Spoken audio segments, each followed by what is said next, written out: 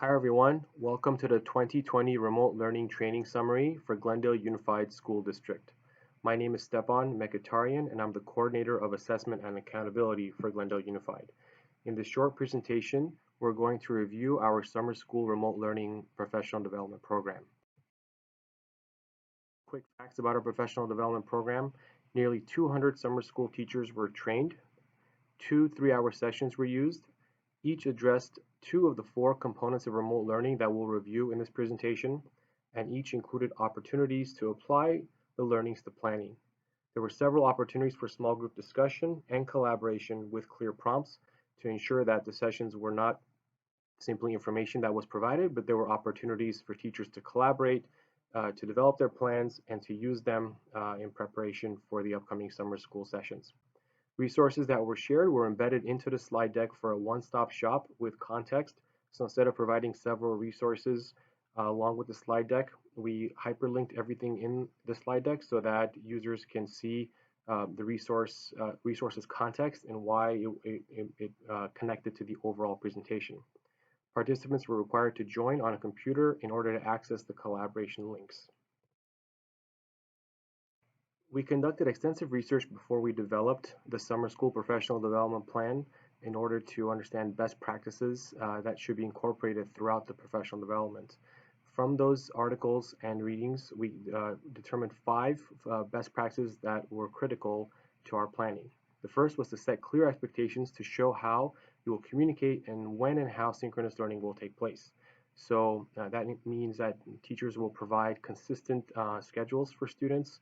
For example, students would know that, let's say at 8:30 every day, there'll be an online discussion or office hours takes place at a specific time every day of the week. Now, whatever the schedule that is determined, it should be one that is consistent to eliminate confusion.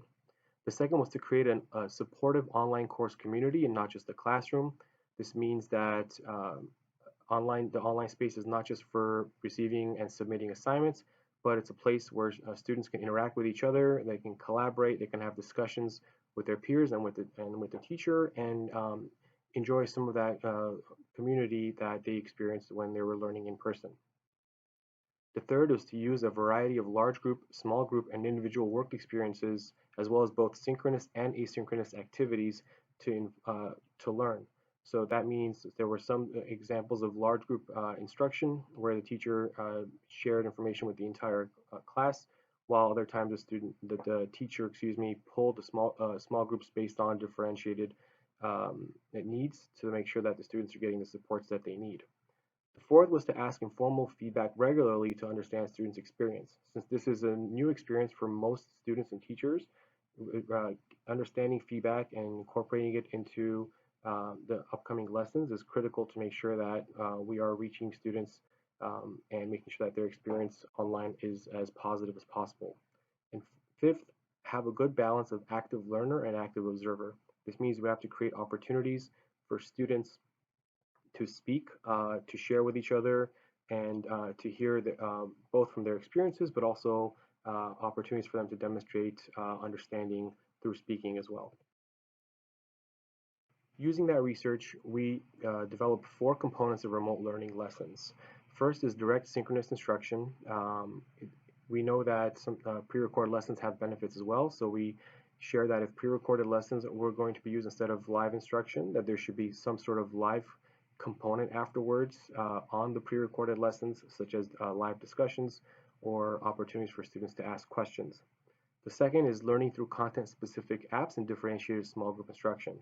So if your students use a particular program for learning, such as iReady or Khan Academy, while the students are working on this content-specific app, the teacher uses data from formative assessments uh, to differentiate instruction and to pull small groups to give those groups the support that they need based on the data. The third is opportunities for collaborative learning with teacher supports, opportunities for students to connect with each other, to apply their learning from the first two portions in some sort of collaborative project that extends their learning and enhances rigor. And fourth, formative assessments and closure to inform uh, further instruction and to make sure that the teacher has adequate information about where students' learning gaps still remain. A little bit of information on the first one, direct synchronous instruction. Live direct instruction with clear course expectations for your learners and yourself. These underlined portions are directly from the research that I highlighted 2 slides ago, and we did our best to incorporate them throughout these 4 components. Instruction can be recorded, but live discussion should be included in that case. Instruction includes both large and small group instruction to allow a balance of active learner and active observer. Repeated chunking to allow students to collaborate, problem solve, and persevere. And includes rigorous questions posed to generate higher order thinking. Again, you can see how well the research integrates into our 4 components with the underlined sections. 2 is learning apps and differentiated small group instruction. This is an opportunity for students to utilize curricular instructional technology. It should be tied to direct instruction and collaborative learning to ensure that students are receiving the information and content in a way that's connected and giving these different learning opportunities a way to reinforce the other ones. It should be, again, assigned to connected learning topics, and as students work, the teacher pulls small groups to offer differentiated assistance based on formative data and uses those small groups to also solicit informal feedback to better understand their experiences. Third, collaborative learning with teacher supports offers opportunities for students to work together so they can apply their learning from other learning activities, to create a supportive online course community, to explore problem-solving projects, which will enhance learning and facilitate social interaction students need during. Finally, fourth, formative assessments and closure, opportunity to assess student understanding and gather data to inform further planning. The focus should be on assessing students' progress and can take on methods teacher deems appropriate for remote learning, such as assessments using Google Forms and other programs, slide deck presentations that students can provide to share to demonstrate their mastery, or video uploads.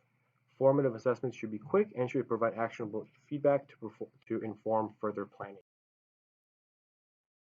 Here are some recommendations for leading a remote professional development session. To set up the experience, create a productive and safe online community.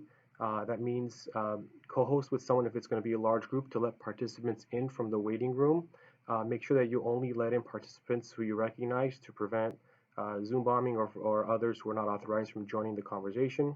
Record the session to make it available for future viewing for those who cannot attend or for those who want to review what was discussed. Hyperlink resources so they can be used in context, as we mentioned earlier. Record how-to screencasts to address tech challenges. So for example, if you're going to be showing participants how to access something on Google Drive, it might be helpful to shoot a short 30-second screencast on how to do that and hyperlink it directly into the presentation. That could eliminate having to show that particular tech skill during the professional development training. For engagement, make sure you incorporate small groups frequently to encourage participation. After we shared some information, we all had breakout rooms where participants were able to collaborate together in small chunks and also had some sort of accountability measure where they typed in their responses as a group for a particular prompt and brought that back to the large group so that we can share from those findings and see how they compare to others. Create a variety of learning experiences, especially this particular training was 6 hours long over 2 days, and so variety was critical to make sure that participants are engaged, and limit the amount of time devoted to each learning activity. Support beyond the PD.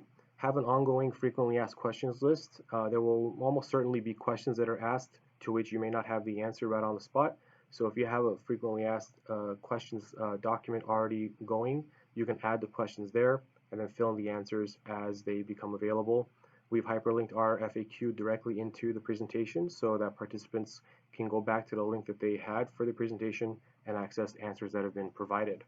Respond in a timely manner to requests for more information.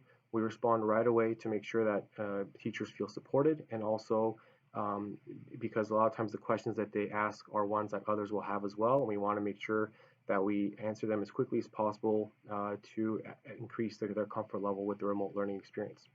And stay connected with other summer school teachers by joining an online collaboration cohort.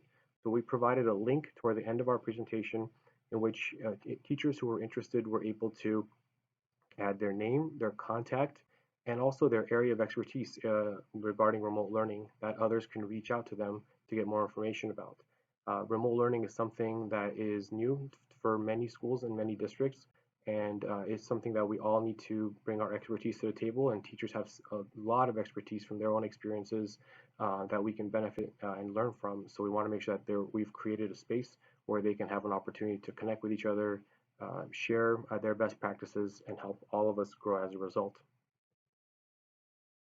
Thank you for watching. If you have any questions or would like further support on anything that was discussed, please don't hesitate to reach out.